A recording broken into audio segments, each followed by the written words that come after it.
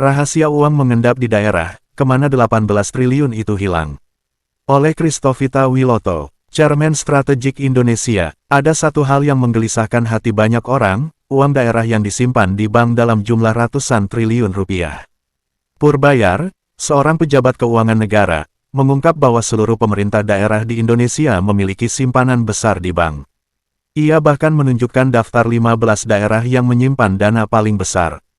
Mendengar hal itu, Kementerian Dalam Negeri langsung bereaksi cepat.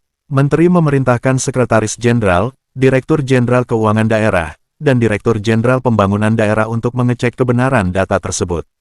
Karena di dalam sistem mereka, yang bernama SIPD, Sistem Informasi Pemerintahan Daerah, semua anggaran daerah seharusnya bisa dimonitor, berapa pendapatan, berapa pengeluaran, dan berapa saldo uang yang masih tersisa. Lalu muncullah angka yang membuat orang berpikir. Data dari Bank Indonesia per tanggal 31 Agustus menunjukkan 233 triliun rupiah. Sedangkan data dari Kemendagri per Oktober hanya 215 triliun rupiah. Artinya ada selisih 18 triliun rupiah. Pertanyaannya sederhana tapi besar, kemana uang 18 triliun rupiah itu pergi?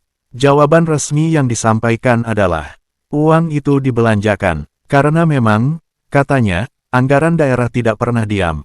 Setiap hari ada uang yang masuk dari pajak dan bantuan pusat, dan ada pula uang yang keluar untuk berbagai program daerah.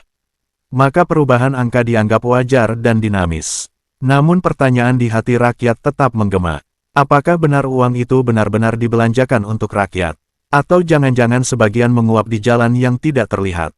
Masuk ke rekening pribadi, proyek fiktif, atau pengeluaran yang tidak bisa dijelaskan. Rakyat hanya ingin kejujuran dan transparansi. Uang itu bukan milik pejabat. Uang itu milik rakyat, hasil pajak, hasil kerja keras, hasil keringat. Pelajaran dari Alkitab, dalam Amsal 11 ayat 1, tertulis, neraca serong adalah kekejian bagi Allah, tetapi ia berkenan kepada timbangan yang tepat.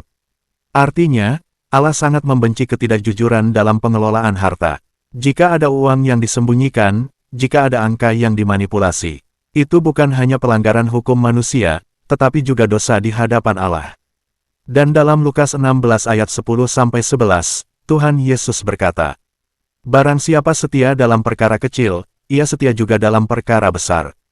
Dan barang siapa tidak benar dalam perkara kecil, ia tidak benar juga dalam perkara besar. Jadi, jikalau kamu tidak setia dalam hal mamon yang tidak jujur, siapa yang akan mempercayakan kepadamu harta yang sesungguhnya? Ini pesan yang sangat jelas bagi semua pemimpin, baik di pusat maupun di daerah.